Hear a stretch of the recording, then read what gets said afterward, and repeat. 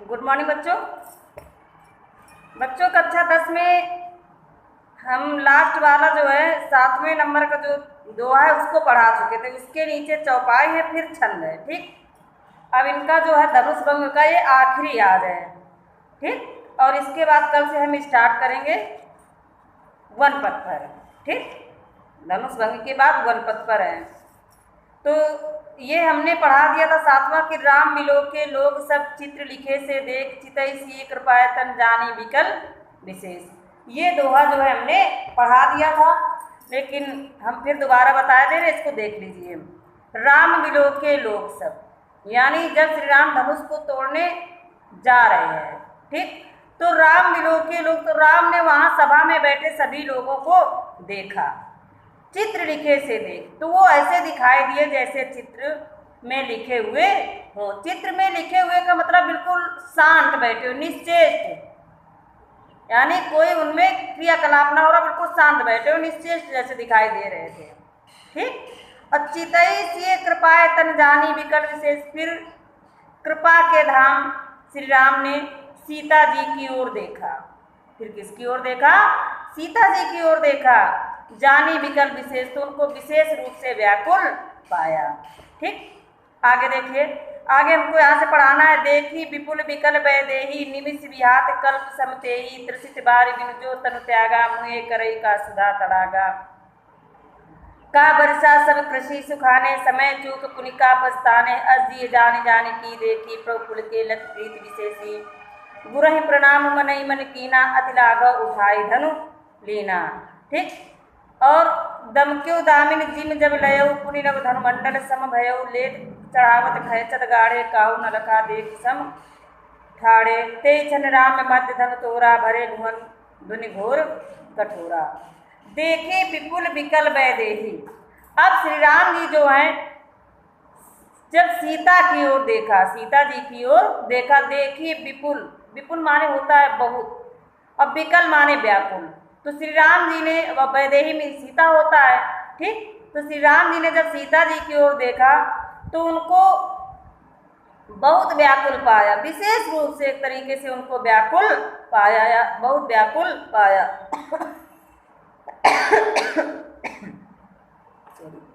देखो, निमिष विहात कल्प समते ही, निमित विहात, विहात माने होता है व्यतीत होना, निमिष माने होता है पलक झपकने में लगा समय।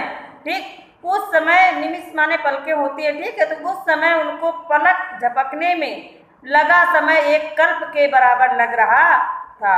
उस समय सीता जी का जो एक क्षण का समय है, यानी पलक झपकने में जो एक क्षण का समय लगता है, वो एक कल्प के समान लग रहा था।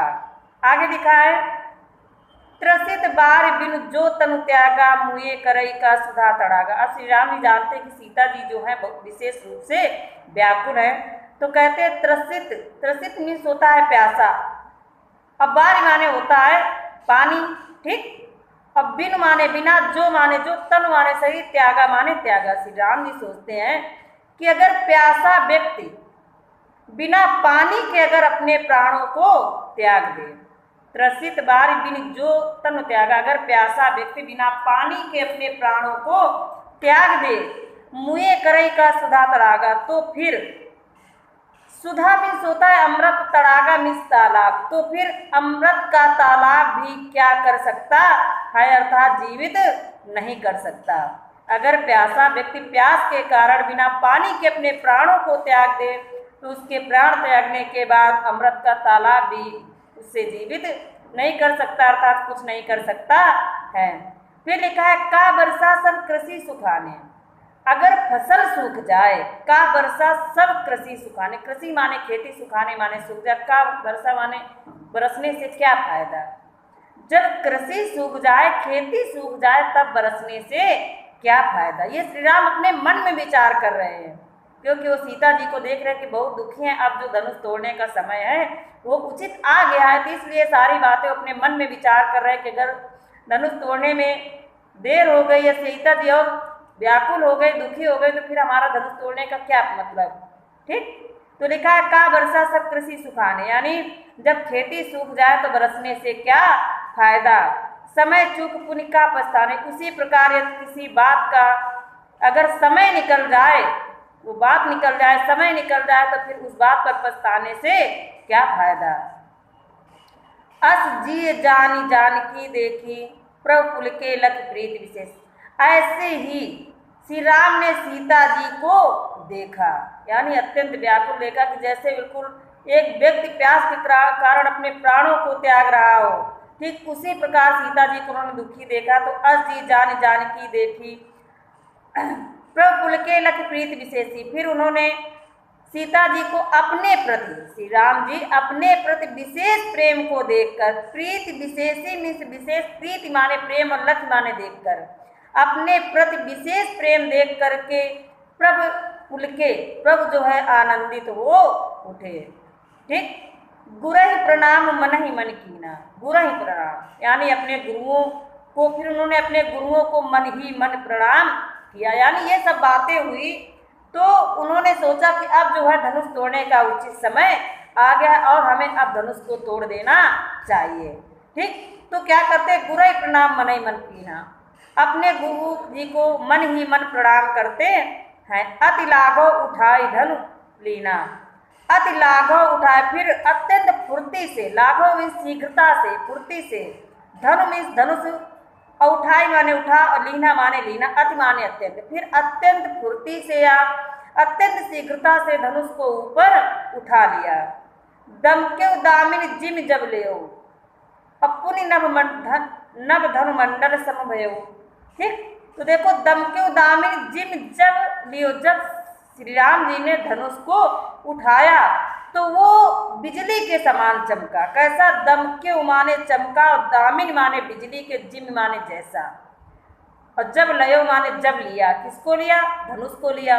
ठीक, तो जब श्री राम ने धनुष को अपने हाथों में उठाया तो धनुष जो है बिजली के समान चमका। और पुनि नभ धनु मंडल समय, फिर पुनि माने फिर, और नभ माने आकाश, और धन माने धनुष, मंडल मंडलाकार, मंडल के समान मंडलाकार हो गया। फिर जो धनुष है वो आकाश में मंडलाकार हो गया, बिजली के समान चमका और आकाश में मंडल के समान मंडलाकार हो गया। लेद चढ़ावत गए खैचत गाढ़े, काहू न लखा देख सब ठाड़े। ठीक, लेद चढ़ावत, जब श्री राम जी ने धनुष को उठाया, जब श्री राम जी ने धनुष को उठाया और उसकी प्रत्यंचा खींची, खैचत गाड़े, प्रत्यंचा मीन्स होती है डोरी को खींचना। ठीक, यानी जब श्री राम ने धनुष को उठाया, उसकी प्रत्यंचा को खींचा, काहू न रखा देख सब ठाड़े। ये सब उन्होंने इतनी शीघ्रता से किया कि कोई उन्हें देख तक नहीं पाया। जब लोगों की नज़र पड़ी, सभा में बैठे राजाओं की नज़र पड़ी, तो वो सिर्फ उन्हें धनुष लिए हाथ में दिखाई दिए, और उन्होंने कब धनुष को उठाया, कब उसकी प्रत्यंचा खींची, ये सब किसी ने इतना शीघ्रता से उन्होंने किया कि कोई देख ही नहीं पाया। और जब उन्होंने उनकी नज़र पड़ी तो वो श्री राम उनको जो है धनुष उठाए ही दिखाई दिए। ते क्षण राम मध्य धनु तोरा, भरे भुवन धुनि घोर कठोरा। ते क्षण, उसी क्षण श्री राम जी जो है मध्य, मध्य माने होता है बीच से, धन तोरा, धनुष को तोड़ देते हैं। फिर उसी समय श्री राम जी जो है बीच से धनुष को तोड़ देते हैं, और भरे भुवन धुनि घोर कटोरा, और धनुष तोड़ने से इतनी तेज ध्वनि निकलती है, रौ मीन्स होती है भरे भुवन धुनि घोर कठोरा, धुनि माने ध्वनि या आवाज।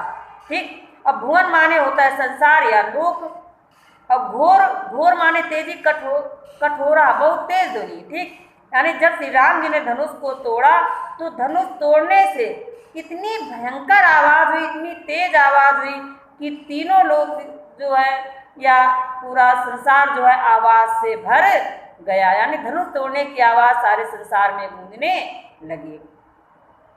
आगे लिखा है, छंद है, भरे भुवन घोर कठोर रहो रविबाज, तज मारग चले, चिक करई दिग्गज डोल मई, ऐ कोल कोरुम कल मले, सुर असुर मुनि कर कान दीने, सकल विकल विचारें, को दंडेव खंडेव राम तुलसी जयति वचन उचारें।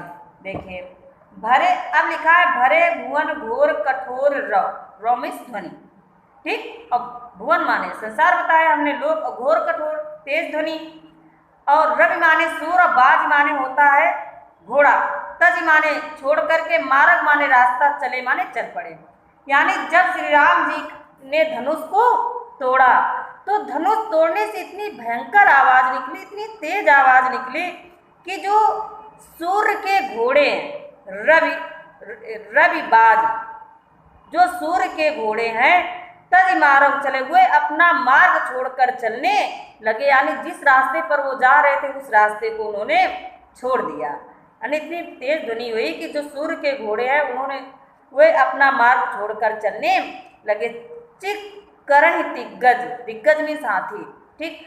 हाथी जो है चिघाड़ने लगे, हाथी जो है चिघाड़ने लगे। डोल मही, डोल माने हिलने लगी, मही माने पृथ्वी, पृथ्वी जो है वो हिलने लगी, धरती, ठीक। मही माने धरती, पृथ्वी आप कुछ भी कह सकते हो।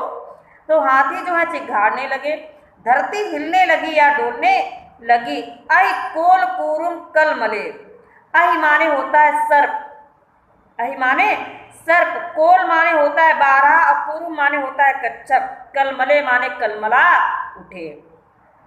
यानी सर्प, बारह और कच्छप यानी कछुए जो है वो कलमला उठे। सुर असुर मुनि कान दीने, कर कान दीने। सुर माने होता है देवता, असुर माने राक्षस, मुनि माने ऋषि मुनि। कर माने हाथ, कान दीने अपने कानों पर लगा लिए। सकल विकल विचारे, सकल माने सभी लोग, अब विकल माने व्याकुल होकर के, विचारे माने विचार करने लगे, ठीक। तो जो देवता, देवता असुर यानी राक्षस, देवता राक्षस और ऋषि मुनि जो सब लोग थे, सब लोगों ने अपने कानों पर अपने हाथों को रख लिया। यानी अपने हाथों से अपने कानों को जो है बंद कर लिया और व्याकुल होकर के, विकल विचारे और व्याकुल होकर के विचार करने लगे। कि क्या विचार करने लगे कि पता नहीं किस चीज की ये ध्वनि है, आवाज है, पता नहीं अब क्या होने वाला है। अब को दंड खंडे राम तुलसी जयति बचन उचारे। फिर जब उनको ये निश्चय हो गया, फिर तुलसीदास जी कहते हैं कि जब ये उनको ऋषियों मुनियों को, राक्षसों को यानी सब लोगों को ये निश्चय हो गया कि श्री राम जी ने धनुष को तोड़ दिया है। वो दंड खंडे राम, श्री राम जी ने शिव जी के धनुष को तोड़ दिया है, तो जय वचन उच्चारे। तो सभी लोग जो है श्री राम की जय जयकार करने लगे। यानी जब सबको निश्चय हो गया कि श्री राम जी ने शिव जी के धनुष को तोड़ दिया है, तो सभी लोग श्री राम की जय जयकार करने लगे। तो बच्चों ये तुम्हारा आज ये समाप्त हुआ धनुष भंग। आगे कल हम वन पद पर पढ़ाएंगे, ठीक है। तो आज के लिए इतना ही, आगे कल हम पढ़ाएंगे। थैंक यू बच्चों।